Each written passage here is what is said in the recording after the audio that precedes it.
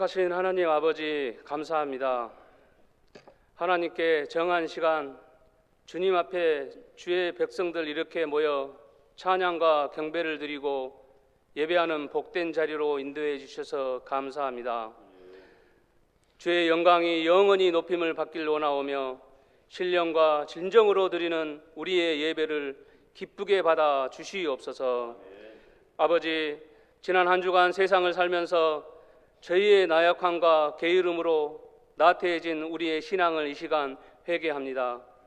지난 한 주를 생각하면 하나님의 은혜와 사랑으로 가득 찬 한 주였지만 우리의 영적인 눈이 어둡고 마음의 문이 열리지 못하여 그 놀라운 사랑과 은혜를 다 느끼지 못하고 생각하지도 못하면서 살아온 저희들을 용서하여 주시옵소서. 형식적으로 또 하나님을 믿으며 주의 말씀을 산다고 하지만 우리의 삶은 주님 말씀보다 세상 가치와 기준이 우선되어 주님의 말씀과 형상이 우리의 삶 속에 드러나지 못함을 용서하여 주시옵소서. 아버지, 나약하고 게으른 우리의 마음에 성령의 불꽃을 일으켜 주시옵소서. 주를 향한 사랑의 마음과 구원의 기쁨과 은혜를 우리 안에 회복시켜 주시옵소서. 하나님, 우리에게 육신이 연약함으로 인하여 신음하고 고통스러워하는 하나님 앞에 육신의 아픔을 낫기를 간절히 바라는 우리의 환우들이 있습니다.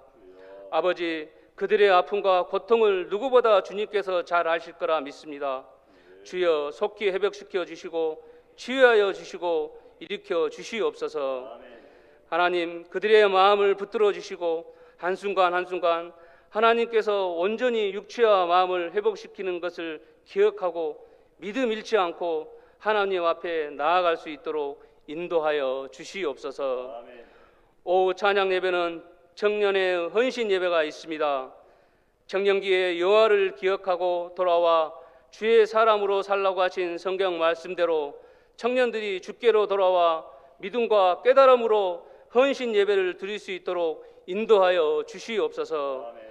부활과 성장의 달을 보내는 절기에 주를 믿는 심령마다 부활하신 예수께서 다시 오는 그날까지 말씀과 기도로 항상 깨어 준비하도록 하시고 믿음의 신앙의 싸움에서 의의 면류관을 받을 수 있도록 힘쓰며 기도하며 나아가게 하여 주시옵소서. 이 시간 귀할 말씀을 전하시는 담임 목사님을 기억하사 항상 강건케 하시며 성령 충만하게 하시고 은혜의 말씀을 저희들에게 선포하실 때 한없는 은혜의 시간, 기쁨의 시간이 되게 하여 주시옵소서. 목사님이 계획한 모든 사역들이 주님 뜻 안에서 순적하게 하여 주시옵소서.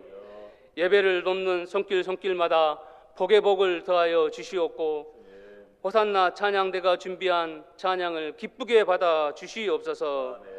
감사하며 거룩하신 예수님 이름으로 기도합니다. 아멘. 하나님의 말씀은 요한계시록 14장 13절 말씀입니다. 신약성경 413페이지에 있습니다. 우리 다 같이 한 목소리로 봉독합니다. 또 내가 들으니 하늘에서 음성이 나서 이르되 기록하라. 지금 이후로 주 안에서 죽는 자들은 복이 있도다 하시매 성령이 이르시되 그러하다. 그들이 수고를 그치고 쉬리니 이는 그들의 행한 일이 따름이라 하시더라. 아멘.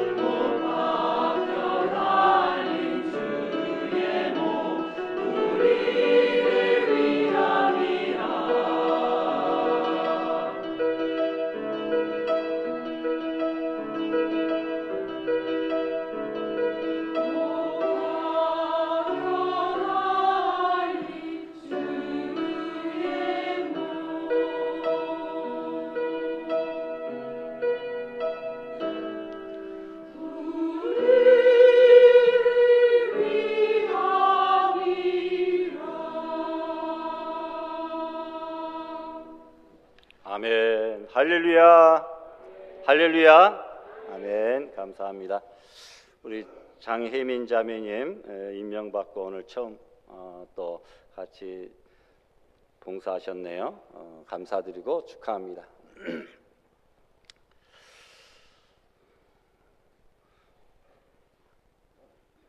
우리 오혜린 자매님, 조동주 형제님, 우리 또 김환 박사랑 형제님, 자매님, 여러분들 생소한 이름이시겠지만 또 이렇게 주일마다 또 열심으로 또 예배에 참석하고 또 하나님 앞에 영광 돌리게 됨을 인하여 감사합니다.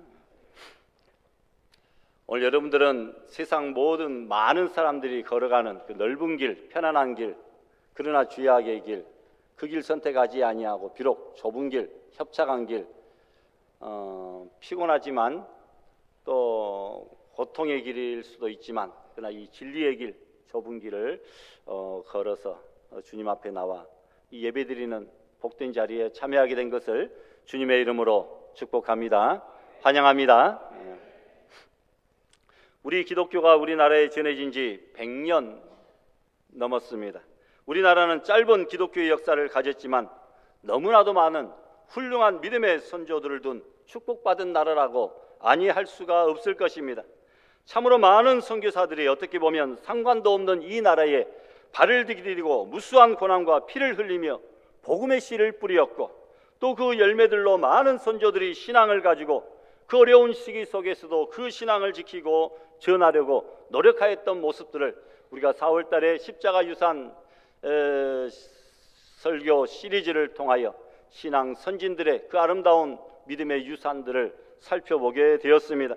특별히 일제의 강점기 동안은 더더욱 큰 시련이 불어닥쳤는데 그 시련 속에서도 꿋꿋이 믿음으로 버텨나온 이들이 많은데 그 중에 한 사람이 바로 오늘 우리들이 살펴보고 전할 손양원 목사님이십니다. 손양원 목사님은 1902년 경남 함안에서 믿지 않는 가정에서 태어났지만 그의 아버지가 1905년 을미사변 후로 신앙을 가지게 되었기에 어릴 때부터 믿음으로 자라날 수가 있었습니다. 그는 후에 경남 성경학교를 졸업하고 전도사 생활을 하게 되었는데 그가 처음으로 전도사 생활을 한 곳은 부산 감만동에 있는 나완자촌이었다고 합니다. 그리고 후에는 전남 여촌군에 있는 애양원이라는 곳으로 부임해 그의 사역을 감당하게 됩니다. 당시 그의 이름은 손연준이었는데 훗날 그가 애양원을 시무하면서부터 이름을 손양원으로 개명했습니다. 호는 산돌이며 스라에 사남 3녀를 두었으나 위에 두 아들 장남과 차남은 순교를 당하였습니다. 사진 보여주세요. 1950년 9월 28일 손양원 목사님이 순교하심으로 장례를 했는데 그 장례식 후에 찍은 가족 사진입니다. 맨 뒤에 학생은 손양원 목사님의 두 아들 동인이와 동신 씨를 1948년 여순 사건 때 죽였던 안재선 학생입니다. 손양원 목사가 살려내 양아들로 삼았습니다. 동인이 동신이를 대신해서 맞상주의 역할을 감당했습니다. 하얀 옷을 입은 분은 손양원 목사님의 사모님 정양순 씨이고 안고 있는 아들은 손 목사님이 돌아가신 날 새벽에 태어나신 손동장 목사님이십니다. 현재 분당에서 목회하고 계십니다. 그 옆에 있는 아이들은 둘째 딸 동임 씨와 셋째 딸 동현 씨라고 합니다. 여기서 손양원 목사님이 지은 시를 보면 그의 사람의 됨됨이가 어떠한지를 조금 알 수 있습니다. 주여 나로 하여금 애양원을 참으로 사랑할 수 있는 사랑을 주시옵소서. 주께서 이들을 사랑하심 같은 그 사랑을 주시옵소서. 이들은 세상에서 버림을 당한 자들이었고 부모와 형제의 사랑에서 끊어진 자들이었고 세상 모든 인간들이 다 싫어하여 꺼리는 자들이오나 오 주여 나는 이들을 사랑하되 나의 부모와 형제와 처자보다도 더 사랑하게 하여 주시옵소서. 차라리 내 몸이 저들과 같이 추한 지경에 빠질지라도 사랑하게 하여 주시옵소서. 내 만약 저들과 같이 된다면 그들과 함께 기뻐하며 일생을 같이 넘기려 하오니 주께서 이들을 사랑하사 어루만지심 같이 내가 참으로 그들을 사랑하게 하여 주시옵소서 라고 하는 시를 지었습니다. 보통 사람들이라면 누구나 꺼리는 몸이 문드러져 형태도 괴상한 그 나병 환자, 지금은 좋게 한센 씨라고 말하지만 그때는 문둥이들이라고 이렇게 말했던 그런 사람들과 함께 몸을 부비며 진심으로 사랑하려고 노력하시고 또 사랑하셨다고 합니다. 왜냐하면 그는 그리스도의 그 기쁘신 사랑을 깨달아 알고 있었기 때문입니다. 온유하고 차분하며 진정 사람을 사랑할 줄 아는 그런 분이셨습니다. 사진 보여주십시오. 여러분, 애양원 입구에서의 손양호 목사님이십니다. 손양호 목사님의 별명이 삼경 목사입니다. 손양호 목사를 만나면 3번 놀란다고 해서 붙여진 이름이 삼경 목사입니다. 손 목사님을 만나면 외모가 멋지게 생겼을 것이라고 생각하고 있다가 그 외모가 초라하고 볼품이 없어서 첫 번째로 놀라고, 다음으로는 그 조그마한 체구에서 뿜어져 나오는 큰 소리에 놀라고, 그리고 3번째는 설교 말씀에 놀란다고 합니다. 그래서 별명이 삼경 목사다. 여러분, 1938년 9월 9일 제27회 대한예수교 장로회 총회가 열렸는데, 지난주에 말씀드렸던 대로 신사참배는 우상숭배가 아니고 단순한 국민 의례이기 때문에 기독교인들도 그 신사참배에 동참해야 된다라고 하는 결정을 총회가 하게 되었습니다. 물론 처음에는 모두가 완강히 거부하다가 폭력과 회유 앞에서 굴복하게 되었던 것입니다. 하지만 이 결정에 반대한 사람들도 많았는데 그 중에 한 분이 손 목사님이십니다.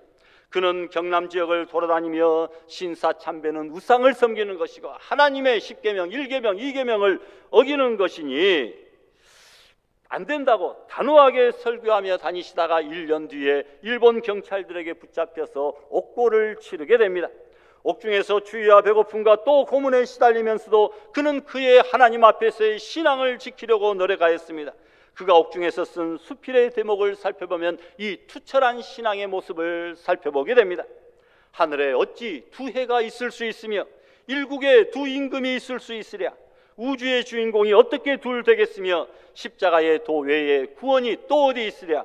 세상에는 주인도 많고 신도 많으나 여호와 이외에 다른 신이 내게 없구나.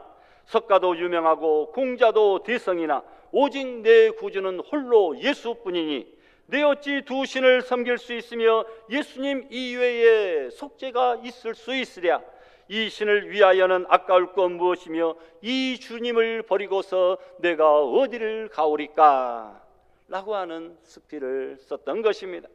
시종일관 그는 하나님 앞에서 범죄치 않으려 몸부림치다가 만 5년의 옥고를 치르다가 결국은 종신형에 처해지지만 하나님께서 이 땅에 광복을 허락하심으로 말미암아 1945년 8월 17일 그는 다시금 햇빛을 볼 수 있게 되었습니다. 광복 후에 신사참배 거부로 인해 뿔뿔이 흩어졌던 가족들이 다시금 애양원으로 모이고 손양원 목사님은 나환자들에게 하나님의 말씀과 사랑으로 그들을 사랑하게 됩니다. 자녀들도 이리저리에서 모두들 학교에 편입할 수 있었는데 그들은 순천에 자취방을 정하고 학교에 다니게 됩니다. 이들은 누구보다도 모범적인 생활을 하며 열심히 학업에 열중하고 전도에도 힘을 썼습니다.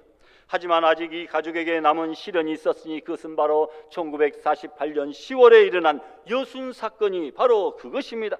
여수와 순천 일대에서 좌익 세력이 폭동을 일으켰는데 일주일 만에 진압된 사건입니다. 이 여순 옛날에는 반란 사건이라고 했는데 이제는 여순 사건을 다시 재조명해야 된다 그래서 반란자를 빼고 여순 사건이라고 이야기를 합니다. 그들이 맹목적으로 나쁜 마음을 가지고 반란을 저지른 것이 아니라 제주 4.3 그것도 폭동이라고 했는데 이제는 항쟁이라고 하죠.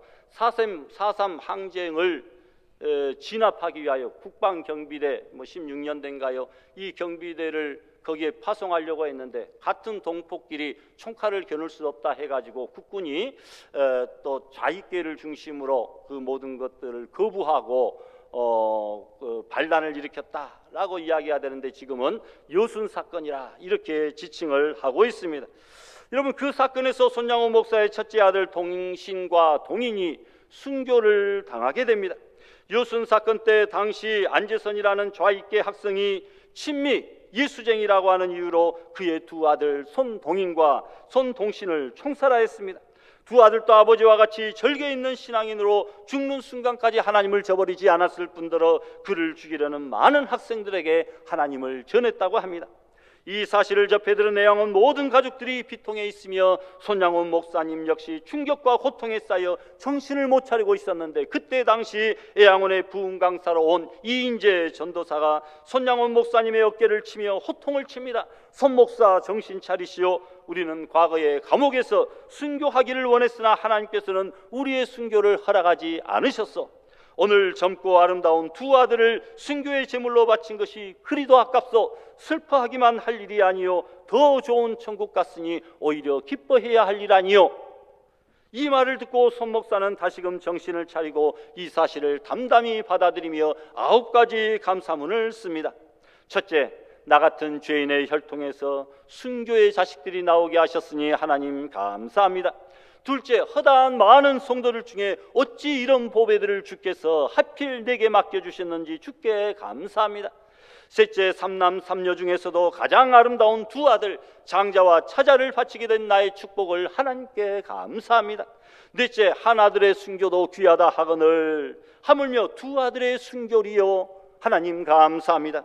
다섯째, 예수 믿다가 누워 죽는 것도 큰 복이라 하였거늘 하물며 총살 순교 당함이리요 하나님 감사합니다. 여섯째, 미국 유학 가려고 준비하던 내 아들 미국보다 더 좋은 천국에 갔으니 하나님 감사합니다. 일곱째, 나의 사랑하는 두 아들을 총살한 원수를 회개시켜 내 아들 삼고자 하는 그런 사랑의 마음을 주셨으니 하나님 감사합니다. 여덟째, 내 두 아들의 순교로 말미암아 무수한 천국의 아들들이 많이 생길 것이 믿어지니 하나님 감사합니다.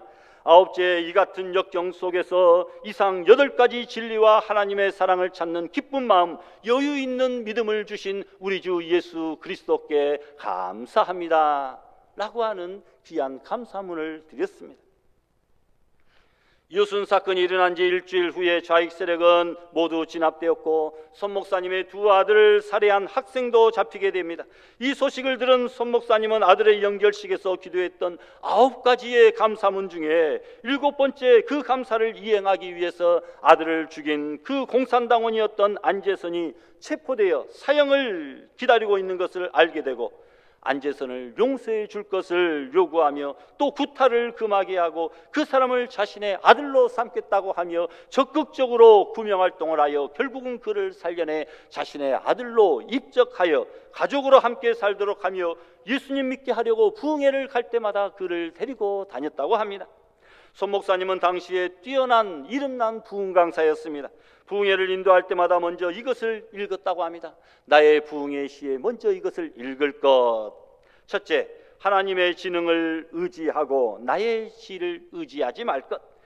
주님을 나타내지 않고 나를 나타낼까 삼가 조심할 것. 성경 원리 잘 모르고 내 지식대로 거짓말하지 않게 할 것.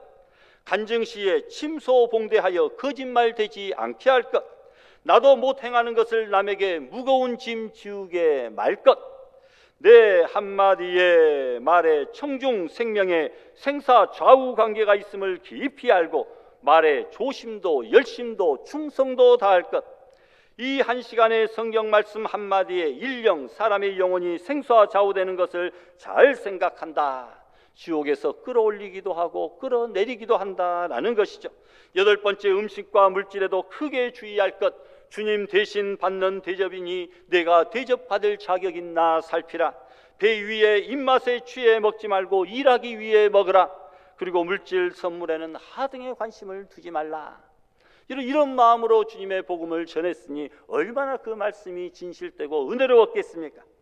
오 주여, 이 한 시간에 주 앞에 범죄되지 말게 하여 주시고 사람 앞에 비없는 구름처럼 은혜 못 끼치고 돌아갈까 주의하게 하소서. 또 내 생애의 유일한 참고서는 오직 성경 66권만이 되게 하옵소서라는 말로 마쳤다고 합니다.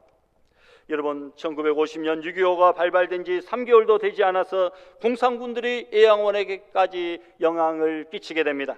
대부분의 목자들이 공산군들을 피해 부산으로 피난을 많이 갔지만 이 손 목사님은 주위의 공고에도 불구하고 어떻게 목자가 양떼를 버리고 떠날 수가 있는가, 내 살려고 도망칠 수는 없다고 하며 계속해서 애양원 가족들과 지내고 있었습니다. 그러다가 공산군들에게 잡혀서 고문에 고문을 받고 끌려다니다가 유엔군이 참전하여 공산군들이 퇴각할 때에 손양원 목사님을 여수 및 미평의 과수원으로 끌고 가서 총살함으로 1950년 9월 29일 향년 49세에 순교를 당합니다. 그래서 그 유명한 영화 사랑의 원자탄의 주인공이 됩니다. 여러분, 믿음과 삶 그 사이에 어찌 괴리가 없었겠는가마는 지금 시대를 살아가고 있는 우리와는 확실히 천양지차의 믿음을 나타내 보여주고 있습니다. 고난 중에서 끊임없이 하나님을 생각하며 코람데오, 즉 하나님 앞에서의 삶의 믿음과 정신을 가지고 하나님 앞에서 범죄치 않으려고 하였던 그 손양원 목사님, 여러분, 믿음으로 결단하고 하나님이 공급해 주시는 힘으로 살았기에 가능했던 삶입니다. 말씀과 부르짖는 것을, 감사하는 것을 잊지 않고 하나님께 드렸던 믿음의 사람 손양원, 우리는 그 속에서 예수님의 사랑을 발견할 수 있게 되고 그 속에서 하나님의 놀라운 능력과 은혜를 경험하게 됩니다. 손양원 목사님의 장례식에 그 유명한 박형용 목사님이 추모사를 하였는데 6가지로 그를 정의했습니다. 손 목사님은 위대한 경건의 사람이었다. 손 목사님은 위대한 전도자였다. 손 목사님은 위대한 신앙의 용사다.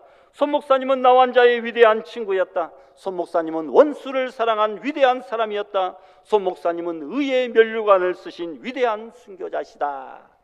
이렇게 그를 추모했습니다. 여러분, 그는 주기철 목사님과 더불어서 한국 교회에서 가장 존경받는 목회자 중에 한 분이 되었습니다. 애양원을 통하여 나병 환자를 사랑으로 돌보고 자신의 2 아들을 죽인 철천지 원수를 사랑으로 끌어안아 양자를 만들어서 기독교 역사상 가장 위대한 사랑을 실천한 그 성인의 모습을 보여주었습니다. 6.25 전쟁에서 신앙의 절개를 지키면서 순교하였습니다. 오늘날 한국 교회가 그의 참된 신앙과 사랑과 용서를 실천한 그 모습을 본받아야 된다라고 생각합니다. 다음 들려드릴 말씀은 대한예수교 장로회 제36회 총회 주체로 거행한 그 순교를 당한 고 최봉성 목사님, 최건능 목사님이라고 하죠. 예수천당을 외쳤던 그 최봉성 목사님과 고 주기철 목사님의 순교 추도 예배를 드렸는데, 그때 손양원 목사님이 설교한 그 내용을 제가 전함으로 오늘 말씀을 마치려고 합니다. 1944년 4월 31일은 영원히 잊지 못할 날입니다. 내가 청주 옥중에 있을 때의 아버님에게서 암호 편지가 왔습니다. 여숙 최권능 씨는 4월 19일 본 고향 가고 여형 주기는 4월 21일 오후 9시에 본 고향 갔다. 운운한 그런 편지였습니다.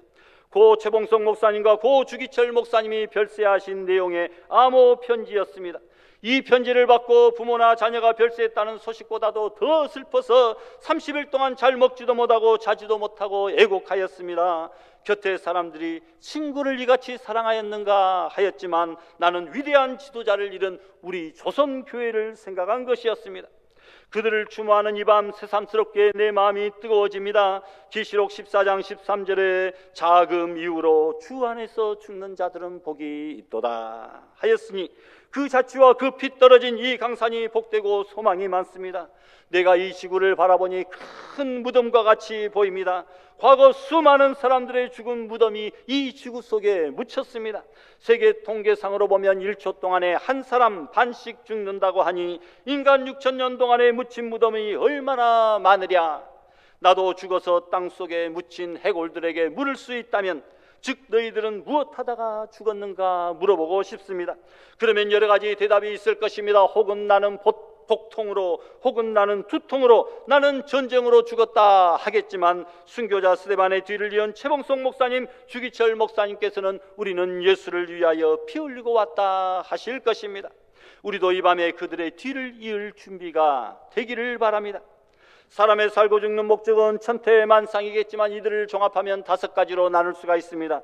첫 번째, 자기를 위하여 살고 자기를 위하여 죽는 극단의 이기주의자는 그 일생 동안 자기 평강만 위하여 살다가 죽었으니 그 죽는 그날에는 아무것도 남지 않은 소위 개죽음입니다. 윤정을 위하여 죽는 자가 있습니다. 부모를 위하여 효성을 다했으면 죽은 후에 효자비가 남겠고, 남편을 위하였으면 열렬하는 이름을 얻겠으며 자녀만 위하여 수고하였다면 노경에 좀 평안할 것뿐입니다. 셋째, 나라를 위하여 죽는 자이니 충신이 되어 국사의 이름이 남아 자손만대에 그 이름이 전해지겠습니다. 넷째, 인류 도덕을 위해서 죽는 자이니 공자나 석가 같은 도덕가들이 국경을 초월하여 인도를 위하여 살다가 죽었으니 인간 역사가 있는 동안에는 그 이름이 남아있을 것입니다. 그러나 이상 모든 것은 하늘에서 별들이 떨어지고 하늘이 종이축이 말리는 것 같이 떠나가고 각 산과 섬이 옮겨갈 때가 올 때에는 아무 문제가 되지 않을 것입니다. 마지막으로 예수님을 위하여 일생을 눈물과 피를 흘리며 살다가 죽는 자입니다. 이제까지 순서대로 말한 1에서 4까지는 영생에는 아무 상관이 없습니다. 공산주의, 인도주의, 무슨 주의 하지만 그 결국의 소득은 별로 없는 것입니다. 그러니 이미 살다가 죽을 바에는 무엇을 위하여 살다가 죽을까요? 성경에 행한 일이 따름이라 하였으니 주의 일을 하여 이 세상을 떠날 때에 주께로 갈 것입니다. 뒷집 박서방 집에서 일하고 앞집 이서방 집에서 밥 먹으려는 사람이 맞겠습니까? 죽을 판 살 판 자기를 위하여 가정을 위하여 세상을 위하여 일하고 죽은 후에 천당에 과연 그들이 갈 수 있겠습니까? 주의 일을 하여야 하늘 나라에 갈 수 있습니다. 그러니 주의 일은 무엇입니까? 산업공상 간에 무슨 직업이든지 직업이 문제가 아니고 그 사람의 중심이 문제입니다. 부흥회를 인도하여 유창하게 설교하며 밤낮 기도한다고 해도 이기주의에서 하였으면 이 땅 위에서는 칭찬을 받을지언정 하나님 앞에서는 아무것도 아닙니다. 하나님의 뜻대로 모든 일을 하는 것이 주를 위하여 하는 생활입니다. 경남울산의 어떤 할머니가 부흥회에 가서 성신을, 즉 성령을 받았다고 하며 며느리가 아이를 좀 봐주시오 하였는데 할머니가 나는 성신 받았는데 어떻게 아이나 보겠는가 하였답니다. 이것은 큰 잘못입니다. 성신 받고 아이 보고, 성신 받고 불 떼고, 성신 받고 밥 갈고, 성신 받고 교육하고, 성신 받고 정치해야 합니다. 이것이 칼빈주의입니다. 목사와 장로가 많지만 그 중심을 우리는 모르니 하나님은 아십니다. 하나님 제일주의가 곧 주를 위해 죽는 자입니다. 일본의 구세군의 중장 산실 군평 선생이 어릴 때의 어머니와 사별하였는데 그 어머니가 죽으면서 말도 못하고 붓을 들어 유서를 쓰기를 하나님 제일이다, 하나님 제일이다 이 유언을 하였는데 그 교훈을 받아서 그가 일평생 주께 헌신한 것입니다. 우리는 매일매일의 생활을 검토해 봅시다. 나를 중심하고 있는가? 하나님을 중심하고 있는가? 자기를 위하여 사는 것 같이 어리석은 일이 없습니다. 옛날 수영 수사가 기독교를 박해할 때에 독실히 믿는 부자가 사형을 받게 되었습니다. 아버지가 아들을 보고 내일은 우리가 죽임을 당할 터인데 어찌하려는가 하니 아들이 나도 아버지를 따라 죽지요 라고 대답하였습니다. 그 이튿날 부자가 다 사형장에 나가게 되었습니다. 아버지가 아들을 보고 얘야 마음을 굳게 하고 변치 말고 나를 따라오너라 하니 네 하는 대답은 했으나 그 소리는 적었답니다. 그러더니 아버지가 순교하는 것을 본 아들은 두려운 마음이 생기며 또 꾀가 생겨서 생각하기를 아버지는 늙었으니 주를 위해 죽는 것도 좋지만 나는 아직 어리니 더 살다가 가는 것이 좋겠다 해서 그 자리에서 배교하고 놓여 나왔답니다. 그런데 그는 나온 지 29일 만에 병들어 죽고 말았답니다. 밥을 90그릇, 90그릇 더 소비한 것 뿐이었습니다. 제일 좋은 죽음은 주를 위하여 죽는 죽음이니 한없이 복됩니다. 나는 이제 살기를 도모하기보다도 어떻게 하여야 주를 위해 잘 죽을까 결심하고 기도합니다. 우리 기독교는 피의 종교입니다. 스데반 이후 많은 순교자들이 옥에 갇히기도 하고 칼에 베이기도 하고 톱에 켜이기도 하고 불에 살리우기도 하였습니다. 우리 한국에도 일제 말기에 최 목사님을 위시하여 50여 명의 순교자가 나왔습니다.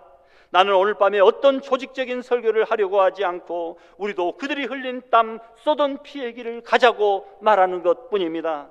최 목사님이 외치던 예수천당 예수천당 하는 음성이 지금도 내 귀에 쟁쟁합니다. 주여 이 소리가 이 땅에서 끊어졌나이다. 나도 따라가게 하옵소서 하는 기도를 드릴 뿐입니다. 그들의 흘린 땀 흘린 피는 이 땅 위에 있습니다. 그들이 누운 곳이 피땀을 흘리다가 마지막 피 뿌린 곳이 아닌지요. 나도 피 한 가지만 흘리면 다 되는 것이 아니겠습니까? 그들은 그 삼천리 금수강산 내 편히 쉬고 주님의 재림을 기다리고 있으나 그 땀과 그 피는 아직도 역사하고 있습니다. 주 목사님, 최 목사님의 피해 설교가 이 밤에 여러분의 귀에 들리기를 바랍니다. 제가 전도사 때에 주 목사님께서 선교사 큰일 났다 하시고 울면서 밤이 맞도록 기도하시던 그 모습이 아직도 내 눈에 선합니다. 우리 주 목사님이 이 밤에도 주님의 반열에 서서 우리 총회를 위하여 염려하며 기도함이 내 눈에 환한 것 같습니다. 이 밤을 기하여 우리도 이 순교자들의 피해 설교를 듣고 따릅시다. 나사로를 배척하던 부자의 요청은 아브라함이 듣지 아니하였지만 우리 주 목사님, 최 목사님의 기도는 반드시 응답될 터이니 우리 총회와 교회가 난관에 봉착했다고 낙심하지 마십시다. 피해 호소는 반드시 이룹니다. 스데반의 피해 설교는 이 밤까지 계속되어 있어서 그 어떤 이론적인 설교보다도 더 강합니다. 그 설교를 인하여 바울의 심정을 깨뜨렸고 유대주의적 기독교는 세계적 기독교로 발전하게 된 것입니다. 우리 최 목사님과 주 목사님의 피에 따라 순교의 정신을 가집시다.